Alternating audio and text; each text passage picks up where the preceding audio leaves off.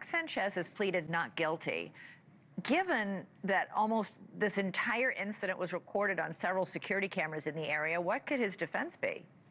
It's going to be a very difficult defense, Elizabeth. And like you said, the video doesn't lie. And not only is there video in this case that law enforcement has reviewed, there's independent witnesses as well. So, you may want to argue self-defense in a case like this because Sanchez was pepper sprayed and then stabbed. But under Indiana law, it's very difficult. If you're the initial aggressor, you can't avail yourself of self-defense unless you actually retreat and communicate that withdrawal to the person that you initially attack. So it's going to be hard. I fully expect to see a plea in this case and a civil settlement. Several of those witnesses and the video show that Sanchez was behaving oddly that night. We see him in the video sort of wandering around alone. It's very late at night on a Friday. Witnesses and video show him doing what appears to be wind sprints at midnight Friday, right before the attack happened. I mean, it looks like somebody who's under the influence of something.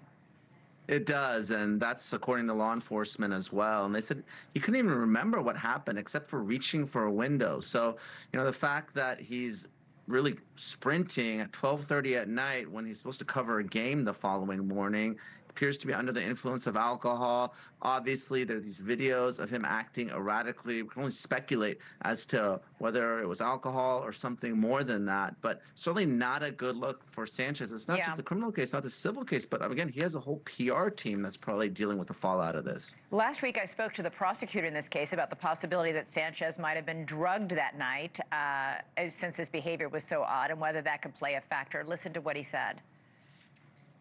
Yeah, so one of the things in the state of Indiana is you can actually upgrade the battery charge from a level 5 felony to a level 3 felony if you have what is known as permanent or protracted loss. And that's one of those situations where you're looking for a healthcare provider, a doctor in particular, to be able to provide that diagnosis and say, what's the long-term impact of these injuries and how is it going to impact the victim? And so those are our conversations that we'll have with the treating physicians, the doctors involved with this in this case, and that'll help us make that ultimate charging decision.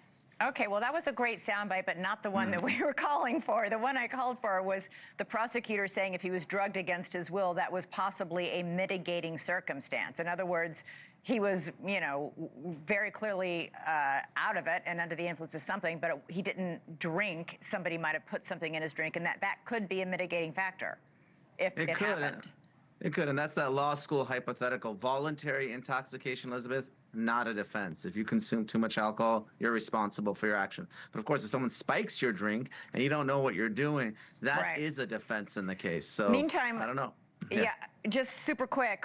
There was a very puzzling post from Sanchez's ex and the mother of his 8-year-old son saying, now that everything is out in the open, quote, my priority has always been our son. I chose to remain silent to protect my son. I have always been concerned for his safety and what he is exposed to. Sadly, none of this is surprising to me.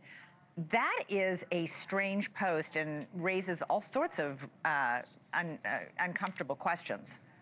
Certainly not what you want if you're Mark Sanchez. And I'm not just saying this because I went to UCLA, but there's a history of allegations against him going back to college as well. So that dirty laundry may come out, not just from his ex, if others come forward. That's why I expect his team to try to wrap this up as quickly as possible. Oh, wow. Okay. Neama Rehmani, thank you so much. Appreciate it.